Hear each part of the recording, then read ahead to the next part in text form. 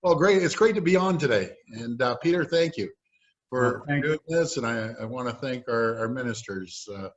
And they're all doing a great job. Norm and Greg and Vic there. I tell you, you got a good team in the north. Absolutely. And thank you for being able to make it today. And I know you're a little busy these days, and we certainly appreciate that. But we're certainly glad to have you on the call today. And a warm welcome to everyone today on this town hall with Premier Doug Ford and the Minister of Economic Development, Job Creation, Trade, Victor Fedeli. Also joining us today, as you can see, is Minister of Energy, Northern Development and Mines, Greg Rickford, and Parliamentary Assistant to the Minister of Intergovernmental Affairs, Norm Miller. So welcome all, and we're certainly pleased to have you on the call today.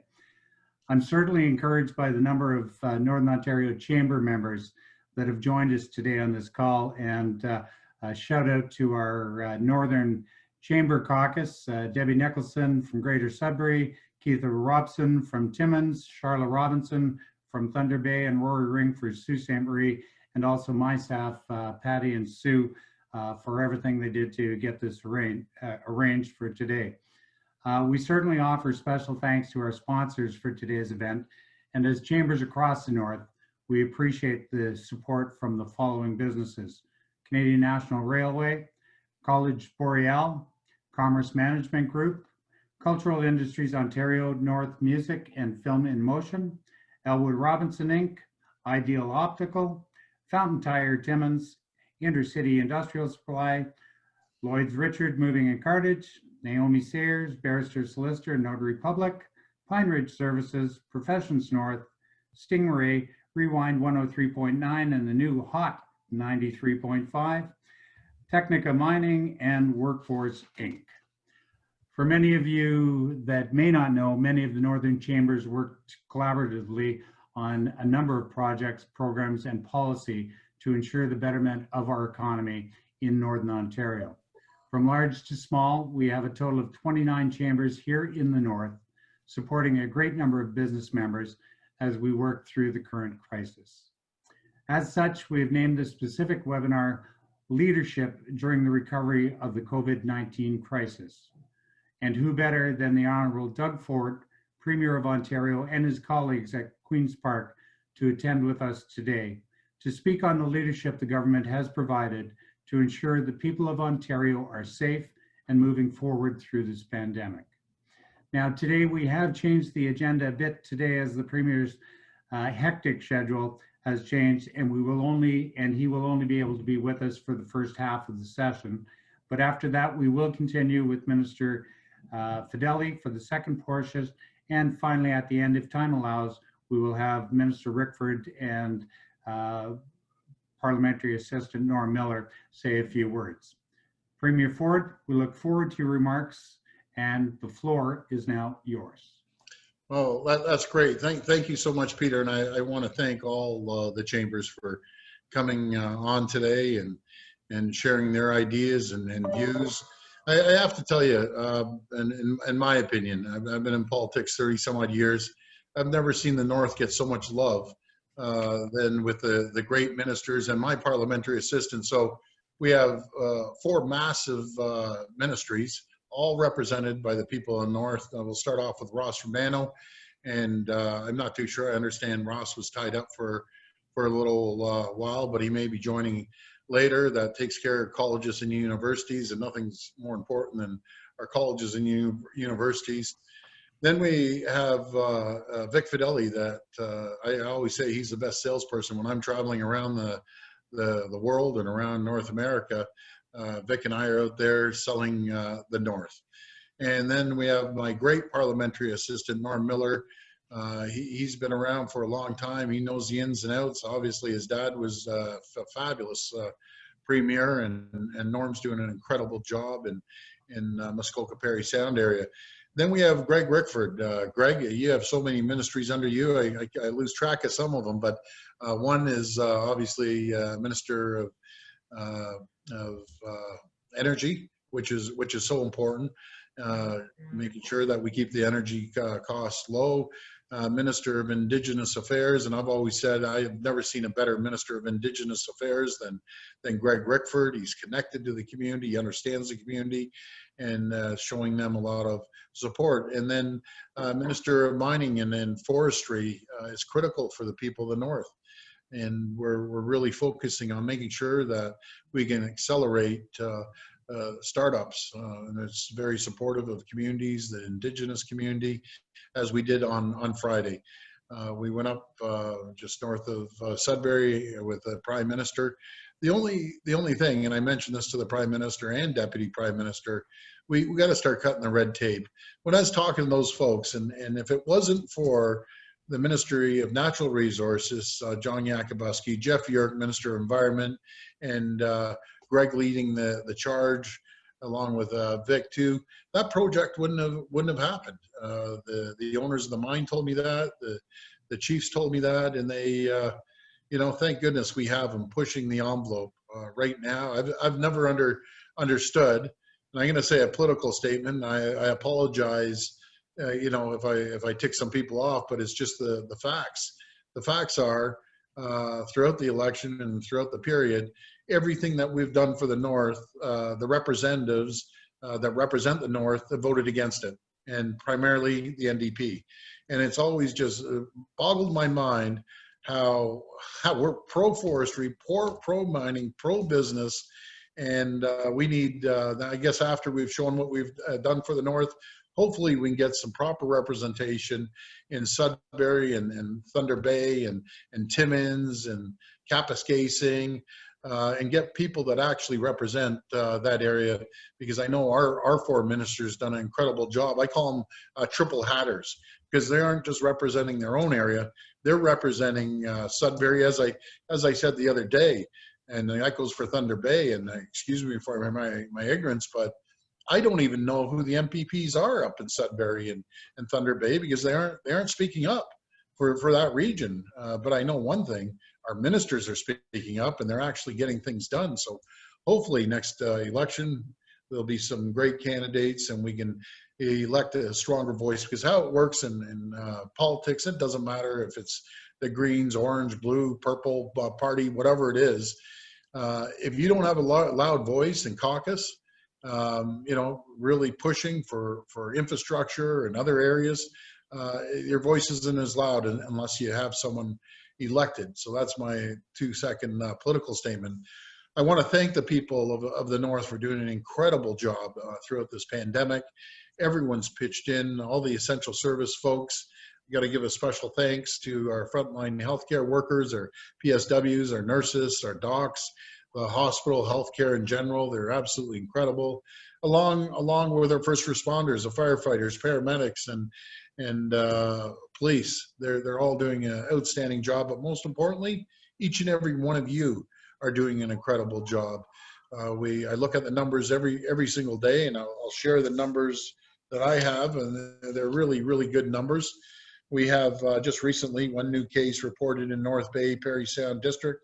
We have another new case in Sudbury District Health Unit. 2 new cases were reported in Porcupine Health Unit, obviously in the Timmins area, and then 0 cases in Algoma Public Health Unit, Northwestern Health Unit, Thunder Bay District Health Unit, and Temiskaming. So, I just want to thank you. That just speaks volumes for a geographical area as large of that we see in the North. To have less than close to 5 cases, that's incredible. It speaks volumes for the leadership of each and every one of your communities, and following the protocols and the guidelines of the Chief Medical Officer is absolutely critical. Moving forward with the economy, I'm a strong believer. You have to cut the bureaucracy and red tape and regulations that get in the way of projects, be it mining or forestry or business in general. I'm a strong believer, get the government there and support the companies that need the support and help them out, but let the market and the companies thrive and prosper and grow, and then the community will thrive, prosper and grow, and the employees will thrive and prosper, and they'll be able to put food on their table. You look at our announcement up in Gogama. You know, there's 450 great paying full-time jobs that are going to be able to put food on the table for their families and give them security and certainty. And then another 1,000 jobs under construction as well, good paying jobs. That's what we need. With cooperation with the indigenous communities, which they've been fabulous, by the way. I got to give them a shout out, doing a great job, because we couldn't do it without them. But they want economic development. They want economic prosperity for their communities. No different than anyone else in the north. They want prosperity as well. So I just want to thank each and every one of you for joining us today, and I'll take a few questions. I do apologize. They have me back and forth in meetings all day, all night right now, and I really enjoy going up to the north. You know, folks, you folks are salt of the earth, down to earth. I relate to it. When I get up there, you can't ask for nicer people. Just hard-working people, and they just want to work hard, bring home a paycheck, and take care of their families. And what more can you ask for? They're incredible, incredible people. But the work ethic is nothing compared to it. They just work. And we're very grateful, but we got to give them the opportunity and the environment for companies to come up there and invest until people can work. So thank you very much, Peter, and I'll hand it back to you. Thank you very much, Premier Ford. And certainly we do have quite a number of questions that came in, and we were able to filter it down, and you'll let us know when you have to leave, and certainly we'll gear everything to that. Your first question from one of our members in Sudbury. Last week you announced that you were passing further reopening plans for an additional 4 weeks due to an uptake, that you're pausing, reopening plans for an additional 4 weeks due to an uptick in COVID-19 around the province. Northern Ontario currently has few, as you just cited, and throughout this pandemic has experienced lower rates of infection than most other jurisdictions. In the future, when there are outbreaks, will you base your decision for closures on a regional basis where the need warrants, rather than a one-size-fits-all approach, Premier? Well, great question. And first of all, I'll start off with my always, and I truly believe this, I always rely on our local chief medical officers, plus our Ontario chief medical officer and the health team. In saying that, I don't believe the North or any other region should be punished because of Toronto, Ottawa, and Peel. The people of the North are listening. And so it wouldn't be a broad swipe across the province. And that's the reason the North was able to open up stage 2 and 3 a lot sooner than other areas, because people listen. It's as simple as that. They don't let their guard down, like some folks out in the Brampton region that are holding parties for 150 people, which is ridiculous, and then spreading COVID. And we're seeing it in the social events more than anywhere else, social gatherings, I should say. So I don't believe in you know, when people are doing well, they shouldn't be punished. Just keep up the great work, practice the golden rules, you know, the face mask, social distancing, and washing and sanitizing your hands. And everyone in the North's doing it.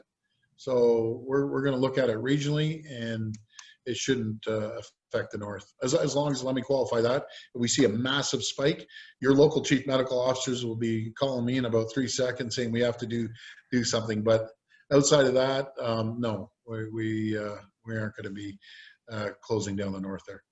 Great, thanks, Premier. And this next question from Sault Ste. Marie sort of ties into the original question. What would be the process or order of shutdowns if cases start rising? Would it be start closing restaurants, bars, gyms first before schools, or what do you think that iteration might be? You know, what's really surprising to me, right across the province, we aren't seeing the cases in the bars and the restaurants. The bars and restaurants are doing incredibly well. They're following the protocols and guidelines, and if anywhere, as one chief medical officer told me, they're following it so well, they're probably one of the safer places to go into is the restaurants, because they're following the protocols. I saw it at Sudbury, up at Tony's Pizzeria, if anyone's familiar with that, great pizza. But you go in there and the hand sanitizers are there, the distancing is there. So to answer the question, and the way the health team, we have some great doctors on the health team, they want to see a pattern for 2 weeks and then another 2 weeks. So a 4-week straight pattern. Now we've seen over the last week numbers climbing, and we're keeping a close eye on it. And we have a plan. We're ready. We have the hospital health capacity. We have the PPEs in place. But it really comes down. This is within our grasp to stop. If people just follow the protocols, that's what I'm hearing from our health team. We can get our hands around it. Even the chief medical officer, Dr. DeVilla from Toronto, said the same thing. We can get our hands around this if people follow the protocols. There's some people letting their guard down. They're being reckless and careless. They're socializing in massive groups, and they think they can't get it, be it a wedding or other place because it's a family. That doesn't matter. It can still spread. And then once it gets spread, especially in congregate living with multi-generational families living within one house, it's a big problem. And we're seeing more and more ages from 20 to 39. And what's concerning are the young kids under 19. I always say, the docs say, yeah, they're resilient and everything. Well, I'm worried about bringing it home and old guys like me and Vic. Well, Vic's a little older, but older guys like Vic and me, and then we pass it on to our grandparents, and that's where the problems start. Like serious problems start when that happens. So the kids, it's up to us to tell the kids they aren't invincible. We're still learning about this. This could have long-term effects, but that's why I sound like a preacher sometimes getting up there, but I have to, especially with the kids going back to college and university. Guys, just they have to make sure they social distance. It's absolutely critical. So we're keeping a sharp eye on it, and every day I'll be giving reports. We're also measuring. I'm a strong believer that you can't manage unless you measure it. So we have the graphs going out. Where are these starting? Are they starting in a place of worship? Are they starting in social events in someone's backyard? And what I'm hearing verbally, they're starting with big social events in backyards and other areas. Thank you, Premier. And I noticed that you did mention Tony's Pizzeria, but when you're in North Bay, we've got some better ones. So Vic and I will be more than pleased to show you around on those. Our next question comes out of Sudbury. COVID-19 has underscored how incredibly important it is for all regions and all sizes of communities in Ontario, be it rural towns or northern communities, to have resources, capacity, and ability to participate in the digital economy.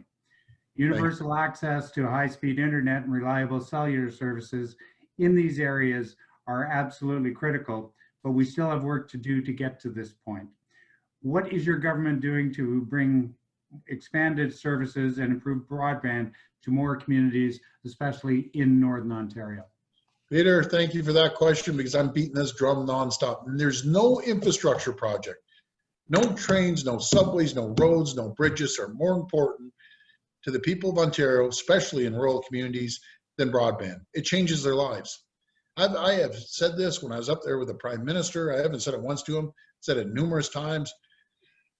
Mentioned it again.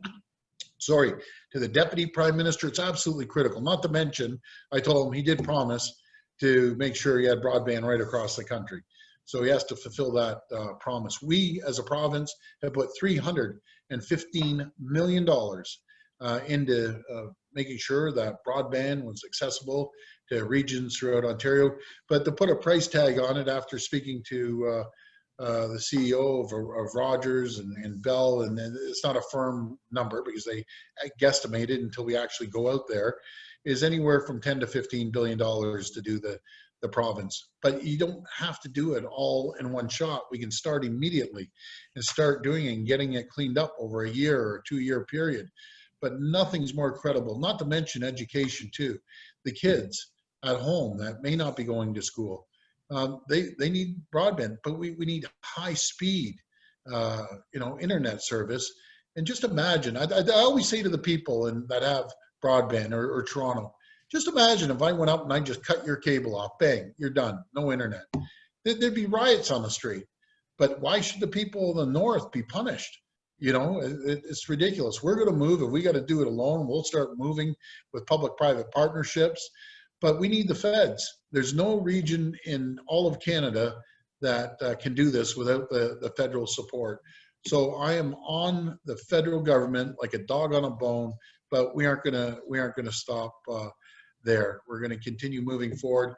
And I would like to pass this one over to my minister, Vic. I know we did an investment in northeastern Ontario as well. I believe it was for about 200 and some odd thousand, 236,000, I believe, but 315 million. But it's not going to be, we aren't going to stop there. We have to continue to invest. Again, nothing's more important than this broadband, and we're all over this right now.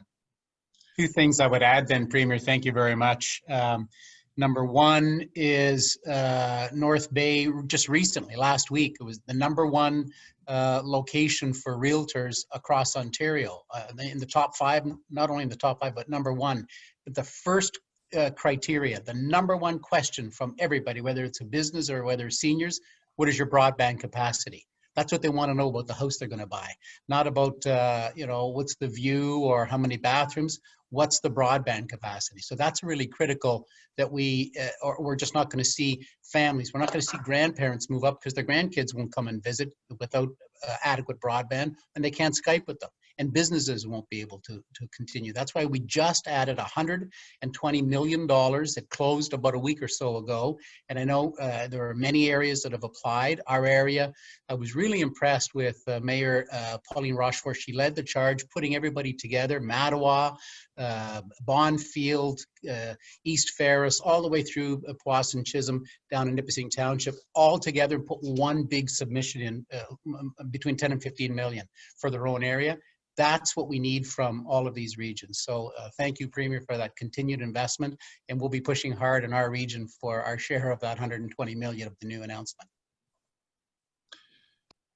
Peter, if I could take another question, that'd be great. And again, Peter, I got to apologize. They're getting the hook out. They're jumping up and down in front of me that you can't see. They want you gone. They need you somewhere else, Premier, and certainly. Another question. And we'll move to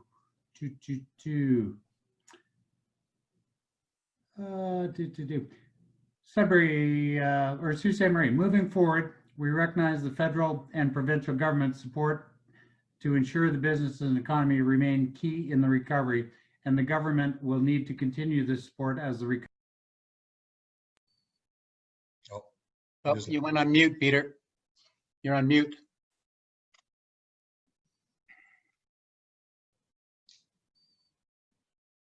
Okay, there, I'm back now. Okay. How far did I get along the question, Premier? I'm sorry for technical difficulties. No problem. Certainly the question from Sault Ste. Marie that the recovery is going to be slow. How are we as a province going to pay the deficit, the debt from this pandemic in the future? And certainly it isn't over, so that is one of the things that we will need to address at some point in the future. Well, that's a great question. That's what we got elected to do, is look at the disaster that we inherited with 300,000 jobs leaving the province, the largest sub-sovereign debt in the entire world.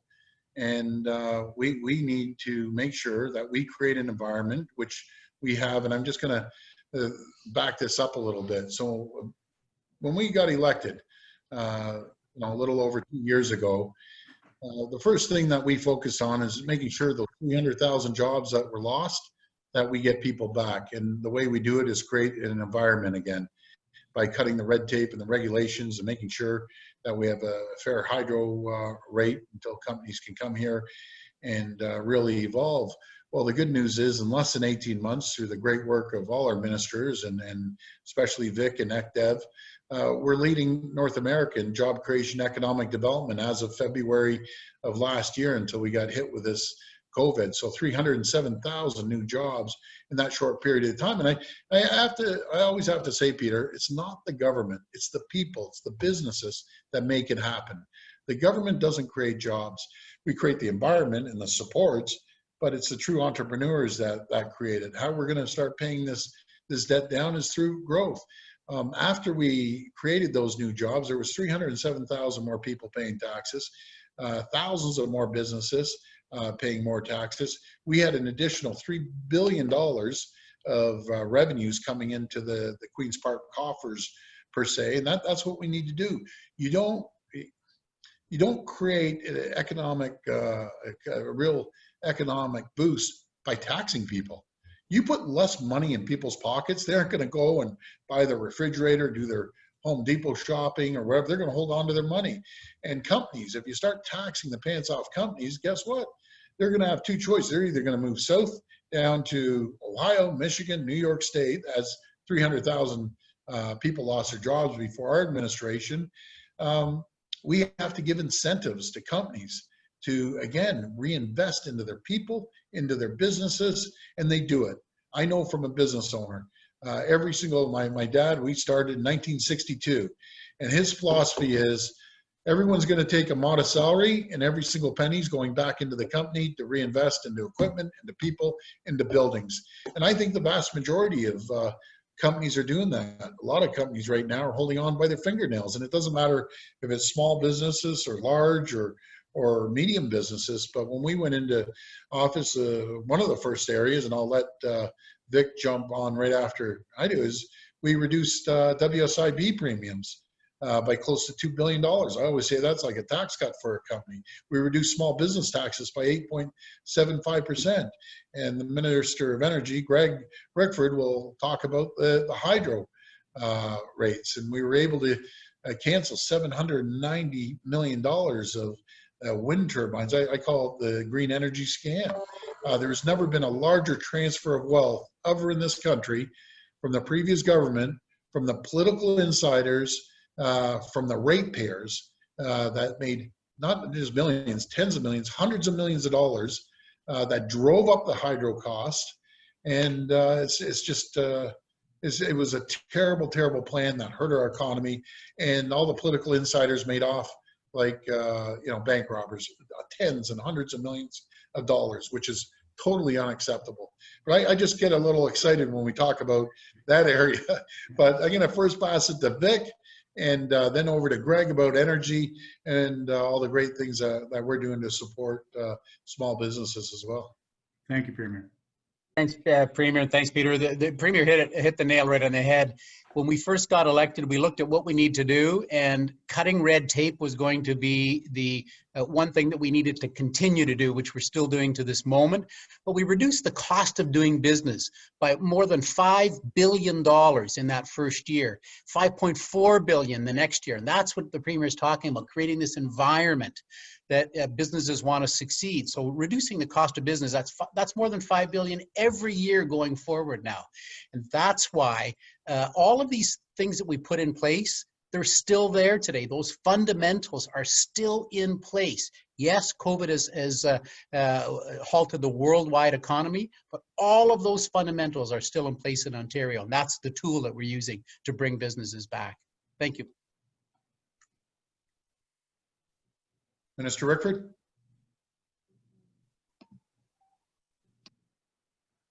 You're just on mute right now. Patty, could I get you to unmute Minister Rickford, please?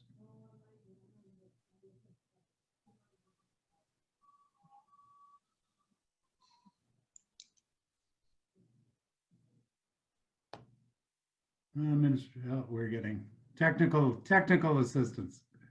Oh, don't feel bad. I'm no tech savvy guy, I'll tell you. I'm the last guy. Trust me, that's why I have Patty. I still have my antiquated BlackBerry, so.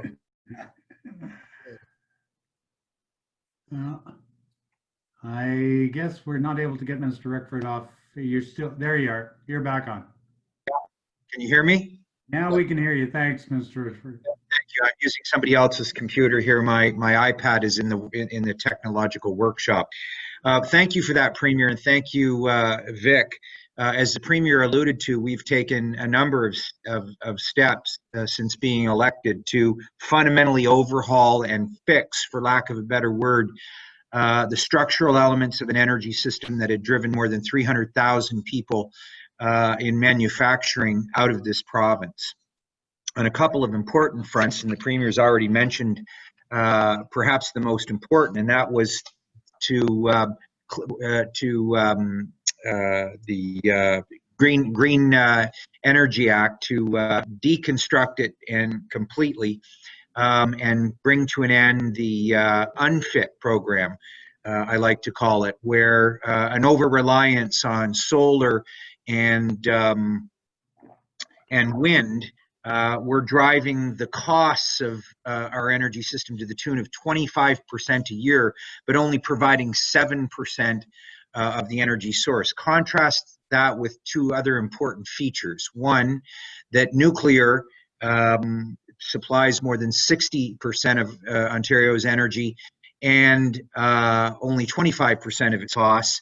And notably, natural gas, which done right, we believe is a clean source of energy, supplying 7% of Ontario's energy costs, but 7% of the supply. And a good chunk of the supply was when wind and solar weren't working. In other words, when the sun doesn't shine and the wind doesn't blow.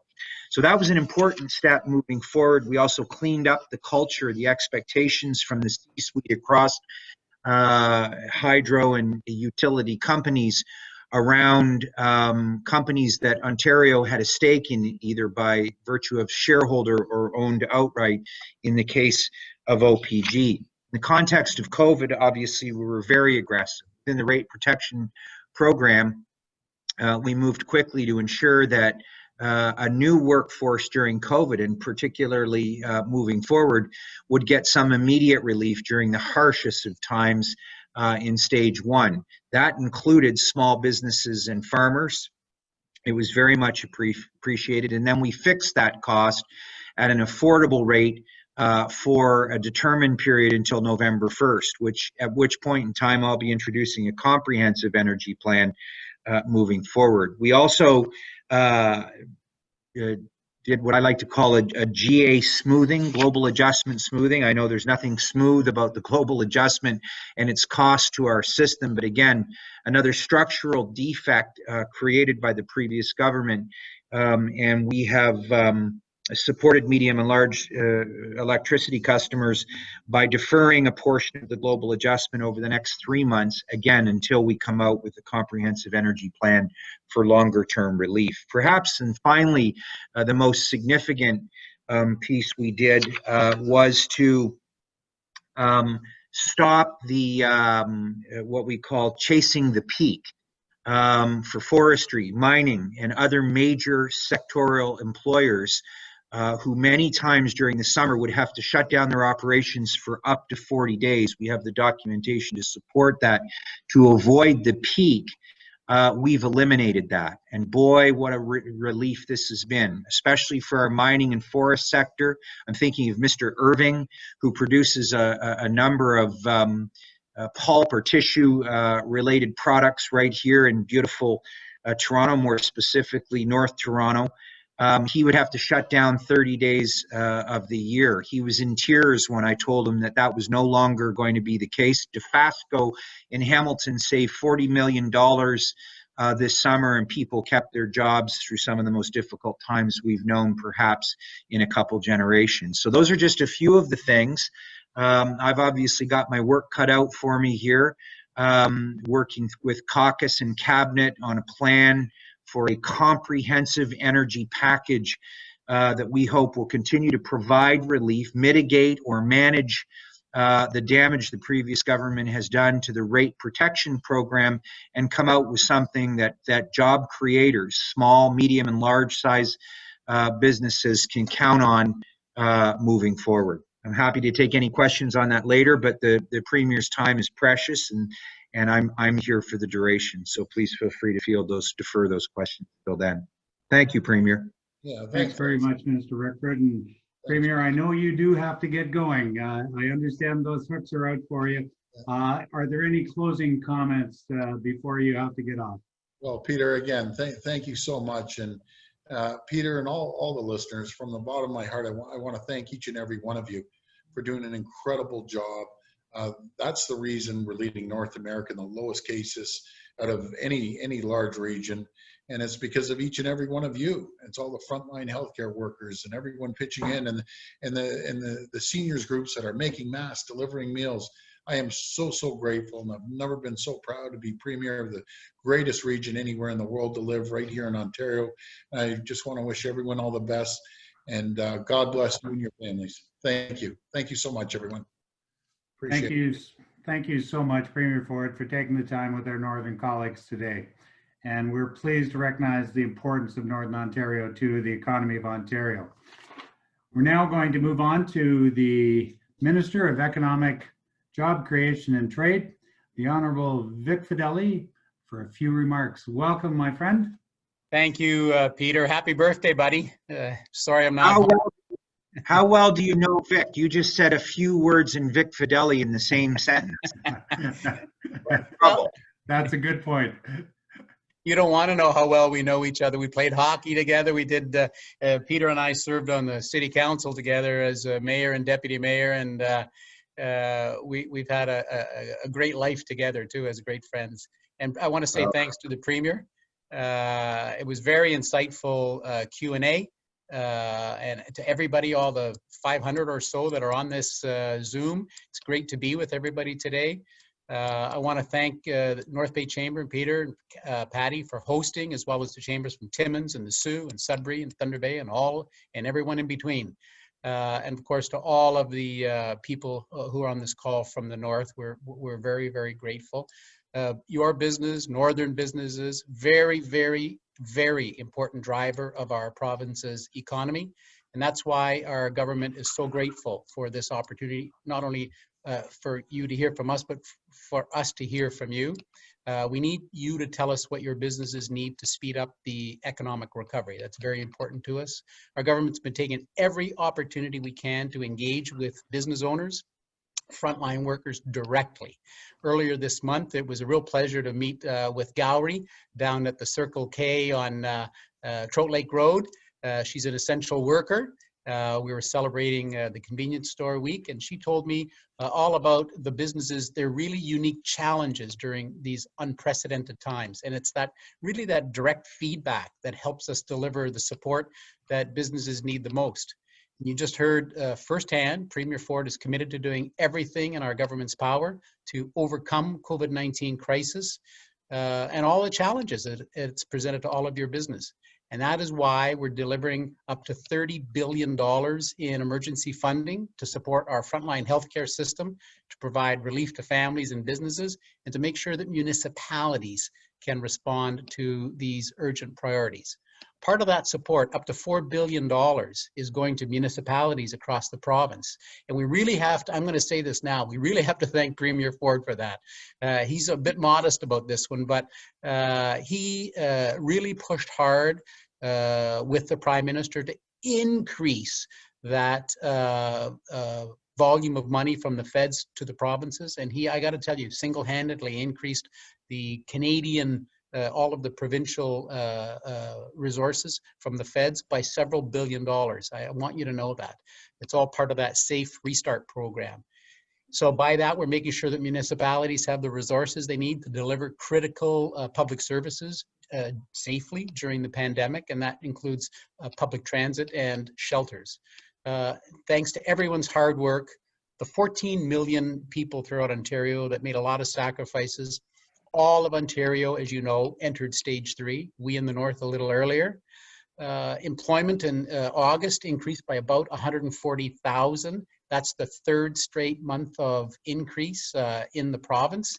And a really notable milestone was the number that we saw. We call it the Made in Ontario Plan for Growth, Renewal and Economic Recovery.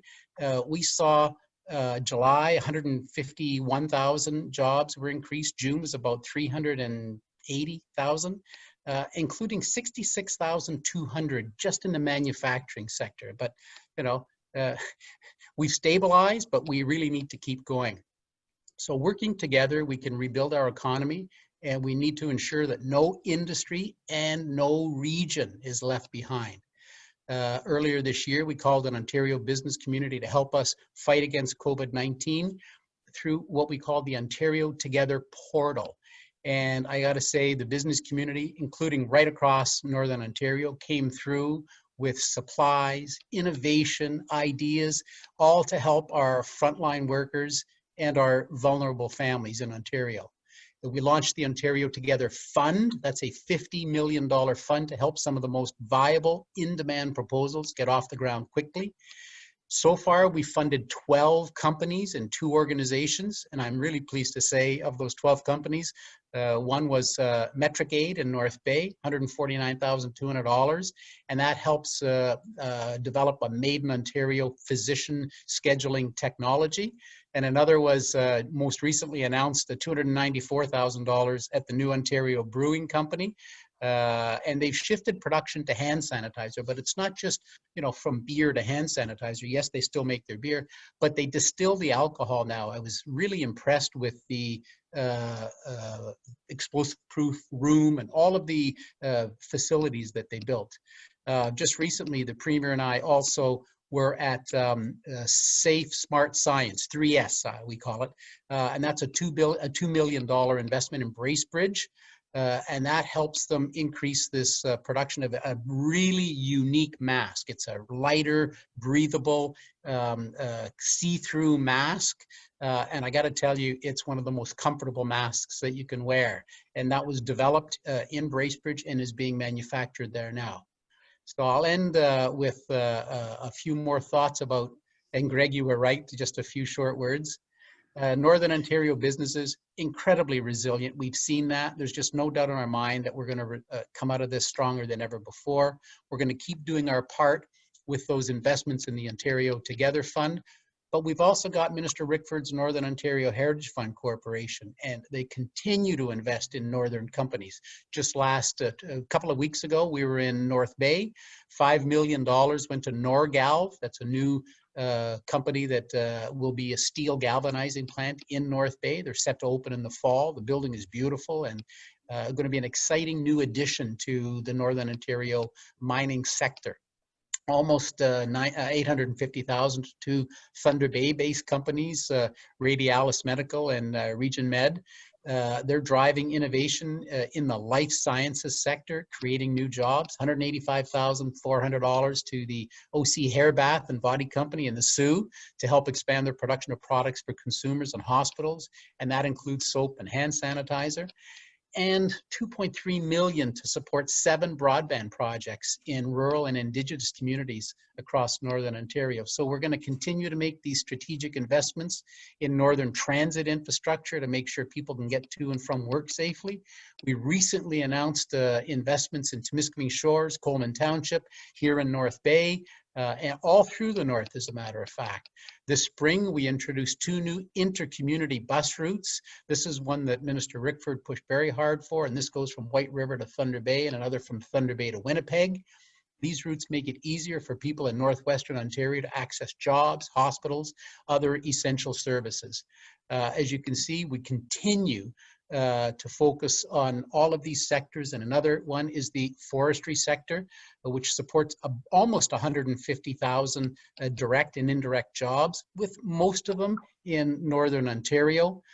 Just a few weeks ago, Minister Yakubuski was in town and we released the new forestry strategy called Sustainable Growth, and that outlines our plan to protect our forests while driving economic growth, creating more jobs in the communities that depend on a forestry sector. And I'm really hoping, because of that announcement, a place where we did the announcement, Columbia Forest Products, a company like that should be able to double their size, double their capacity, put a second shift on because of the wood that will be available. We know that tourism is an important sector in Northern Ontario, and it's been hit hard by the pandemic. And that's why in August, Minister MacLeod announced another $1.2 million investment to promote the North as a must-see travel destination. And that's going to go a long way to help local tourism operators bounce back. We need these people back to work, showcasing our incredible sites all across the province. So, Peter, I literally could go on and on. I know that one of the Chamber's big programs is about buying local, and consumers recognize that buying local supports local companies and local workers. but it's difficult to know what local products are always. So I know we at through our province have launched Ontario Made through the Canadian Manufacturers and Exporters. And the Ontario Chamber is doing their Proudly Canadian program. And I have to tell you, just the Premier says, look for that Canadian logo, look for the Ontario Made logo, because when we work together, we're going to continue to come up with great Ontario Made and Canadian Made products and get out of this thing stronger than before. So I'll end now rather than carry on with many more topics, Peter, and we'll hope that we can answer some of them in the Q&A. That's thank you very much, Mr. And we're not Fedeli. running off at 3:30, by the way. You're not running off. We're keeping you as long as we possibly can, and Minister Rickford and Norm as well. So Peter, thank I do have to leave at 3:30. So maybe I could just use this opportunity. We just heard a few words from Vic there. But he's created an opportunity for me to pivot, if you'll indulge me, to just a couple of more specific things around NOHFC. In particular, Vic was being modest. He was a significant contributor to what we will be rolling out later this fall, early winter, and that is the NOHFC program renewal. I don't want to disclose all of its content, but we believe that based on, and I wanted to come here today to thank the Chamber members from across Northern Ontario, in fact, who had significant input on what we've come up with. As importantly, municipal leaders and major industries, small businesses, the likes have contributed to this, and as my caucus members from Northern Ontario have as well. In addition to that, Peter, I'm delighted to announce that in the next couple of weeks, I will be announcing a Northern Ontario Economic Recovery Program, which will begin almost immediately when I announce it and go through to the fall and early winter, just to segue into the new program. During that window, we will be targeting small businesses particularly affected by COVID. There'll be threshold evaluations on the economic impact to their businesses, and when and where appropriate, a grant format for them to carry on with some of the projects that they would have otherwise done had they not been hit by COVID. This will be particularly important for some of our tourist operators and our businesses that are in that supply chain, but it will be available to all small businesses when I roll it out. The details will be forthcoming when I actually make the announcement. And who knows, maybe we should just make our way up to the North Bay and District Chamber of Commerce, where most of the NOHFC money goes anyways. I'm just kidding. I told Vic one day that if he got any more money from it, I'd call it the Nipissing Ontario Heritage Fund Corporation. But in We're any fine event, with that, by the way, Greg, we're fine with that. I'll bet you are. In any event, we've done a great job, I think, and I'll be rolling those out in the coming weeks, as I said, in the coming months. Thank you very much, Minister Rickford, and we certainly look forward to those announcements and certainly your continued diligence on the Northern Ontario Heritage Fund and the renewal that is coming forward. We look forward to it. Northern Ontario cares about it and needs it, and so thank you for all of your hard work on that file. Thank you. Thank you. I know you have to go, so thank you very much, Minister Rickford. And now we'll go back to Minister Fedeli. We've got a few questions put forward. The first one comes from a North Bay Chamber member, of course, and it goes as follows. One of the most significant impediments to economic activity in Ontario and Canada are interprovincial trade barriers. What steps is the province taking to help reduce those interprovincial trade barriers and the red tape that accompanies them, and to help especially stimulate not only Northern Ontario's economy, but all of Ontario's economy? I appreciate the question. I might expand from interprovincial trade just very quickly and talk about the fact that we do trade. And my ministry is I'm Ontario's trade minister as well. We do trade worldwide, and we have a program. you know, the 90 some trade shows that we normally would go to a year, that my staff would go to throughout the year, those are curtailed because of travel and the cancellation of the shows. So we're doing a lot of those by teleconferencing and video trade shows. And it's amazing how well, you know, we did Farnborough, the air show. We're doing all of these things through video. So that's really working well during COVID, and we'll continue beefing that up. The second, and of course our largest trading partner, is the US. $400 billion is what we see in two-way trade, about almost 50-50.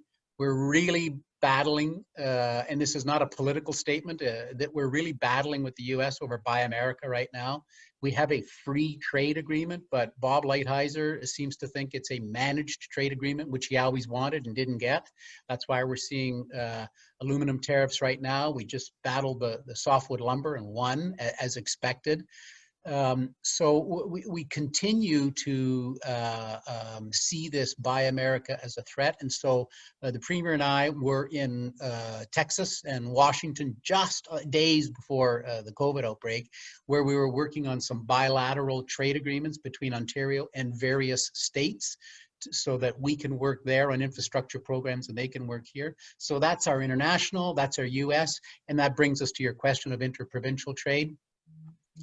You know, it's bizarre that it's easier sometimes to ship a product to Texas than it is to another province. And so we look at the Canadian Free Trade Agreement as the basis to work from. And, you know, we have said to Quebec just last week, when they were here for our summit, look, we've got to take these carve-outs away. We've got a free trade agreement across all provinces and territories, yet there are all these little carve-outs. They protect little industries. This province protects this, and this one protects that. And I asked the Premier earlier in the year, in January, boss, are we free traders? And the answer was yes. And I said, well, then we're going to have to lead the way in Ontario and show the rest of the provinces we're ready to open the kimono and free trade with you, but we need to be reciprocated. So we're working out west, we're working with Quebec, and you're going to see a continued push from us on the free trade front. The timing is perfect. It's because of COVID and our inability to spend time around the world, we're really focusing on our backyard. Great. Thank you. And that certainly is encouraging news, especially where we are today. This next question, Minister Fedeli, is kind of a compilation of all of the Northern Chamber's questions. So I'll just put this into one. Northern Ontario's film and television production industry is beginning to ramp up again. With reopening of the industry, the skilled labor that has made the tremendous growth of this sector possible is returning to work, and the industry is poised to offer meaningful and achievable opportunities for economic recovery. Enhanced demand for creative content also presents the production sector of Northern Ontario and the province with an unprecedented opportunity to expand our stake and our position as a rising global leader in film and television production. Can you reaffirm the province's commitment to the NOHSC Film Fund? And additionally, the production industry stakeholders would obviously welcome an opportunity to have you comment on strategies that will see programs like the Film Fund used to fuel economic recovery. Well, that's a great question. Certainly, I'm going to let Minister Rickford make his NOHFC announcement this fall, or sooner than, yeah, I guess this fall.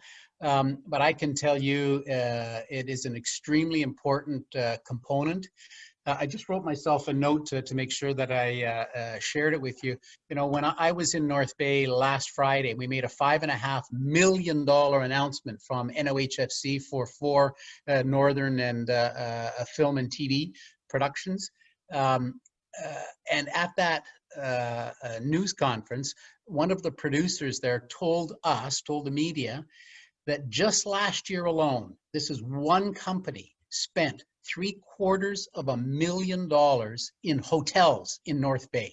That's one company. So when I drove to the news conference that morning, I saw the Ramada, Pinewood Park we call it in North Bay, how busy they were. So on the way home, I stopped in there and I asked the front desk, why are you so busy? Because they were closed for 6 weeks. And they said 2 things.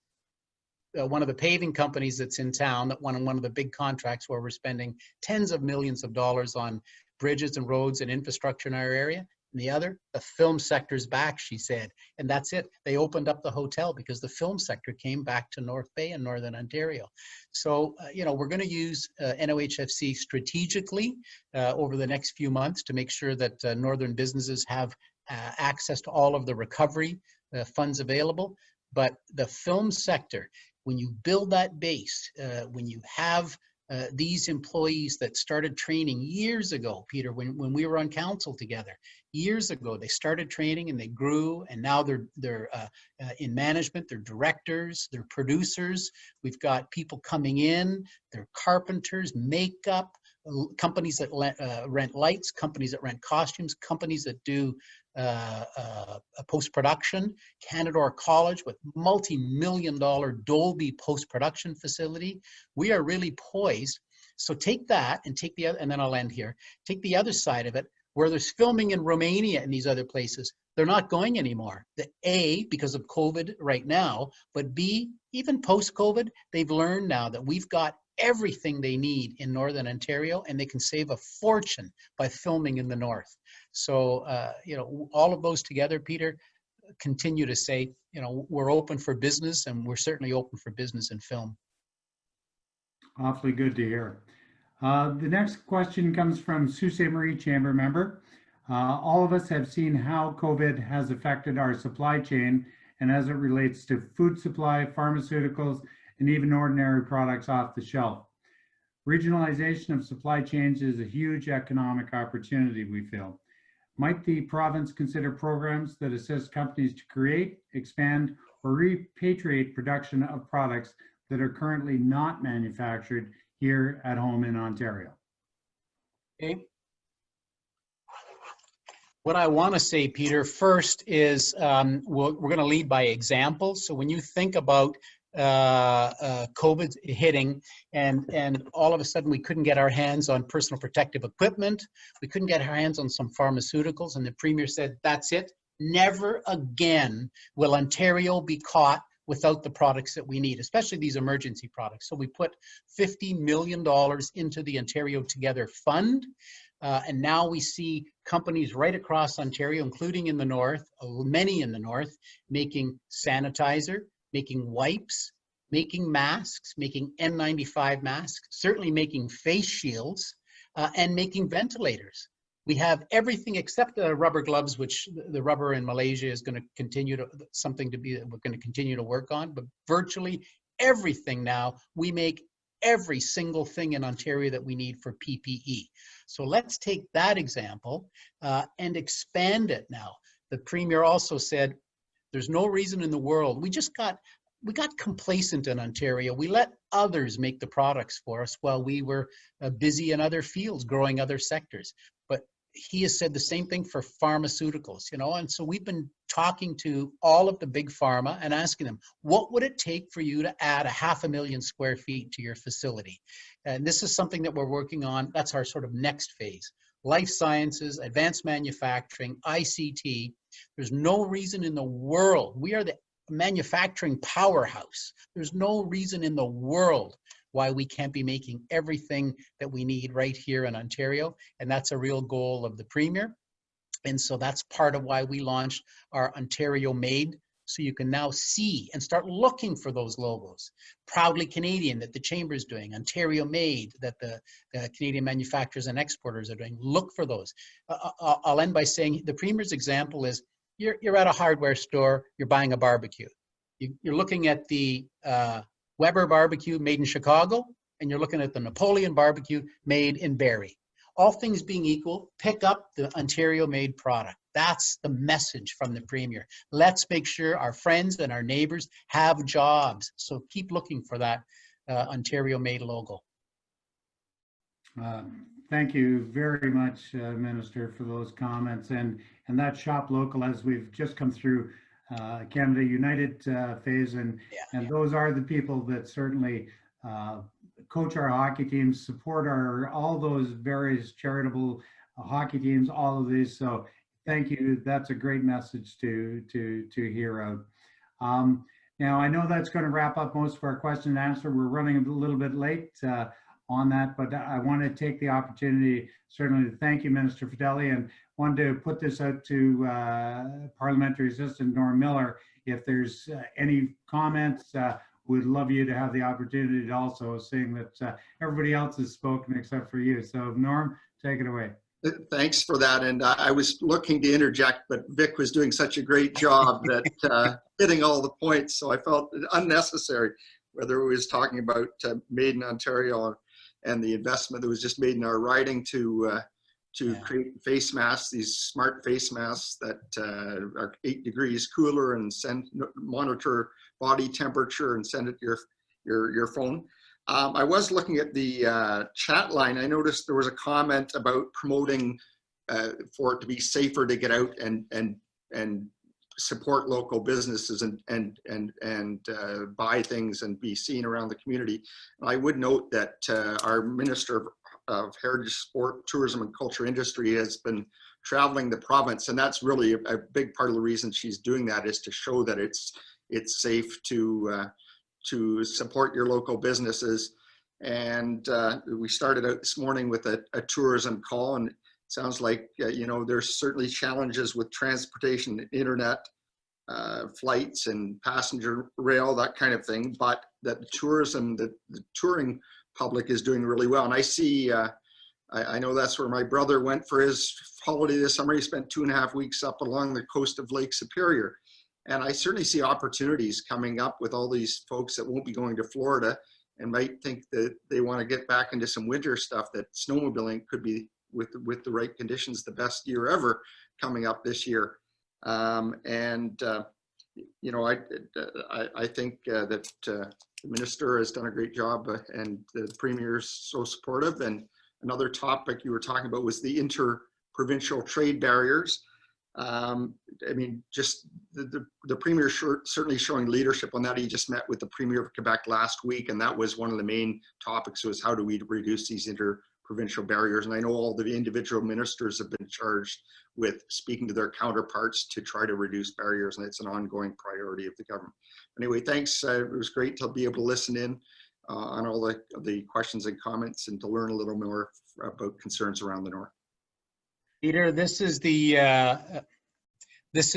mask that's designed, patented, and made in Bracebridge, and not just because it has a yellow trim, but it's an unbelievably fascinating technology with the replaceable filters in here. It's comfortable, it's form-fitting, fits to your face, invented in Bracebridge, and now being manufactured down there. So this is the kind of ingenuity that we saw all throughout Northern Ontario. Face shields, companies pivoting their injection molding facilities to face shields, masks, sanitizer. It just warms your heart to see what these companies have done for our frontline workers. Well, and thank you for the investments in those companies. And certainly, because it's yellow, it doesn't make it any better, obviously, but it's really nice to see it goes well with your tie. Very much so. But I just want to say thank you, Minister Fedeli. Thank you, Parliamentary Assistant Norm Miller, for being here today. Please, for all those that are on the call, we note that there was a number of questions that came through today, but we certainly have all of those questions. We're going to forward them on to the Minister's office and get those answered as quickly as we possibly can. Once again, we want to thank all of the participants who joined us, and especially those sponsors that I mentioned at the beginning: Canadian National Railway, College Boreal, Commerce Management Group, Cultural Industries Ontario North Music and Film in Motion, Elwood Robinson Inc., Ideal Optical, Fountain Tire and Timmins, Intercity Industrial Supply, Lloyd Richards Moving and Cartage, Naomi Sayers, Barrister and Solicitor, Notary Public, Pine Ridge Services, Professions North, Stingray, Rewind 103.9 and the new Hot 93.5, Technica Mining, and Workforce Inc. And I just want to thank you so much for being here today. We certainly appreciate you taking the time. We know that you're busy, all of you, and to the Premier as well. Thank you, thank you, thank you. We're all in this together, and we want everybody to stay healthy, stay safe, and look forward to seeing you when we don't have to do it by way of TV screen or television screen. So thank you again to everyone participating, and to our Northern Chamber colleagues in Thunder Bay, Timmins, Sault Ste. Marie, and Sudbury. Thank you for getting your people on for this call. It was a great call. Great. All the best to everyone. Take care. Thanks very much. Thanks all.